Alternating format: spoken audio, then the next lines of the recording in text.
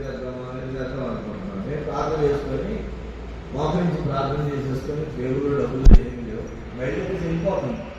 ఏమయ్యా డబ్బులు లేవన్నావు, అబద్ధం చెప్పేటి వెళ్ళిపోతున్నావా?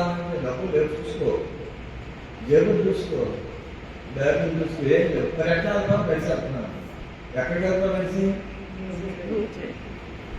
సేవకి వెళ్తున్నాను. ఆ మూల మీదకి వెళ్ళిన తర్వాత అయ్యా నీ కోసం చూస్తున్నాను అయ్యా, ప్రార్థన చేస్తానని, ప్రార్థన చేయండి అయ్యా అని ఒక ఎర్రమామ గారని ఒక నామం పాలు పెట్టింది. ఎర్రమామ గారు ఒక నామం ప్రార్థన చేసి కొండ మూలన పాలు పెట్టేది కొండ మూలన చెలవ కొట్టు పెట్టుకుని మా అమ్మగారు ఉండేది. మారు మనసుకుని అయ్యా మీకోసం ఎదురు చూస్తున్నాం అయ్యా అని చెప్పి అంత గిన్నెలో పాయాసం పెట్టి ఇచ్చి చందాలు వచ్చింది. జరిగిందా లేదా? చూసుకోమా డబ్బులు నా దగ్గర లేవన్నారు. మీ శ్వాసంతో బయలుదేరి ఏమైంది? గమ్యం చేయలేదా లేదా?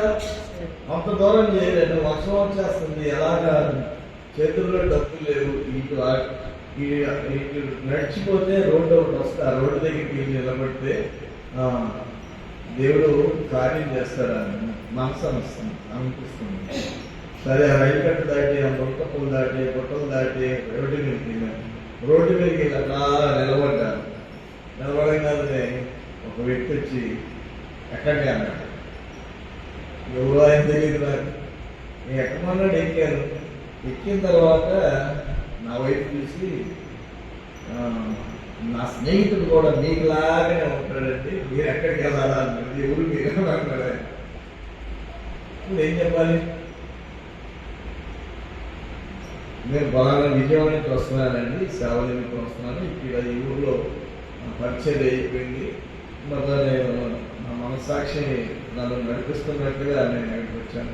ఏమయ్యా నీకులాగానే ఉంటాడు నా స్నేహితుడు, అందుకని ఆపాను అని అన్నాడు. ఎక్కించుకెళ్ళాడు. నేను ఎక్కడికి వెళ్ళాలో అక్కడ పనిచేసి చేరావా లేదా? కదలాలా లేదా? అది మన అప్పనమ్మకలు పెట్టుకొని, మన బలహీనతలు పెట్టుకొని మనం ఏం చేయాలన్నా ఏది విశ్వాసం. దేవుడు ఉన్నాడు, నాకు చేస్తాడు.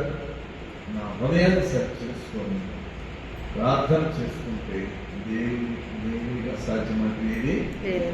జబ్బు పరిగెత్తాలి. జబ్బు పరిగెత్తాలి. ఎక్కడికి వెళ్తుంది? పరిగెత్తుంది. ఎక్కడికి ఉండదు. వాస్తవం అది. విశ్వాసంతో మనం ప్రార్థన చేయగలిగితే గొప్ప కార్యాలు జరుగుతాయి.